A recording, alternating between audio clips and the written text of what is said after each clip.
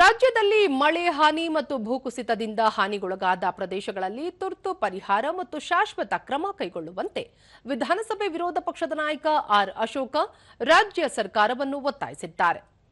ಈ ಕುರಿತು ಮುಖ್ಯಮಂತ್ರಿ ಸಿದ್ದರಾಮಯ್ಯ ಅವರಿಗೆ ಪತ್ರ ಬರೆದಿರುವ ಅವರು, ಕಳೆದ 50 ವರ್ಷಗಳ ಬಳಿಕ ಪ್ರಸಕ್ತ ಸಾಲಿನಲ್ಲಿ ಮುಂಗಾರು 15 ದಿನ ಮುಂಚಿತವಾಗಿ ರಾಜ್ಯ ಪ್ರವೇಶಿಸಿದೆ.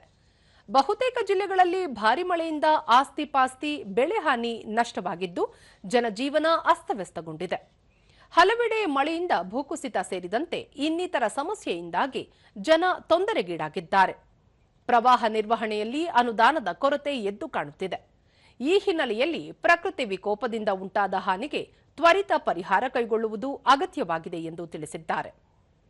ಮಳೆ ಹಾನಿ ಪ್ರದೇಶಗಳಲ್ಲಿ ಮೂಲಸೌಕರ್ಯ ಪುನರ್ ಸ್ಥಾಪನೆಯ ಜೊತೆಗೆ ಪರಿಹಾರ ಶಿಬಿರಗಳನ್ನು ತೆರೆದು ಆಶ್ರಯ, ಆಹಾರ, ಶುದ್ಧ ಕುಡಿಯುವ ನೀರು, ವೈದ್ಯಕೀಯ ಸಹಾಯವನ್ನು ಸಂತ್ರಸ್ತರಿಗೆ ಒದಗಿಸಬೇಕು. ಮಳೆಯಿಂದ ಮನೆ, ಬೆಳೆ ಹಾನಿಗೊಳಗಾದ ಕುಟುಂಬಗಳಿಗೆ ಪರಿಹಾರ ನೀಡುವ ಜೊತೆಗೆ ಈಗಾಗಲೇ ಸಂಕಷ್ಟದಲ್ಲಿರುವ ಜನರಿಗೆ ಧೈರ್ಯ ತುಂಬುವ ಅಗತ್ಯವಿದೆ ಎಂದು ಹೇಳಿದ್ದಾರೆ. ದೀರ್ಘಾವಧಿಯ ಪುನರ್ ವಸತಿ ಕ್ರಮಗಳನ್ನು ಕೈಗೊಳ್ಳುವ ಜೊತೆಗೆ ಭವಿಷ್ಯದ ಅಪಾಯಗಳನ್ನು ಕಡಿಮೆ ಮಾಡಲು ಭೂಕುಸಿತ ಪೀಡಿತ ಪ್ರದೇಶಗಳ ವೈಜ್ಞಾನಿಕ ಅಧ್ಯಯನವನ್ನು ತಜ್ಞರಿಂದ ನಡೆಸುವುದು ಅವಶ್ಯವಾಗಿದೆ.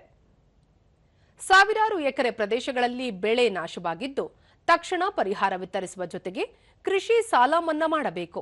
ಅಲ್ಲದೆ ಬಿತ್ತನೆ ಬೀಜ, ರಸಗೊಬ್ಬರಗಳ ಪೂರೈಕೆ ಖಾತರಿಪಡಿಸಿಕೊಳ್ಳಬೇಕು. ತಕ್ಷಣವೇ ಸರ್ಕಾರ ಸಂತ್ರಸ್ತರ ನೆರವಿಗೆ ಧಾವಿಸಲು ಜಿಲ್ಲಾಧಿಕಾರಿಗಳು, ಜಿಲ್ಲಾ ಪಂಚಾಯತ್ ಮುಖ್ಯ ಕಾರ್ಯನಿರ್ವಹಣಾಧಿಕಾರಿಗಳ ಸಭೆ ಕರೆಯಲು ಅವರು ಒತ್ತಾಯಿಸಿದ್ದಾರೆ.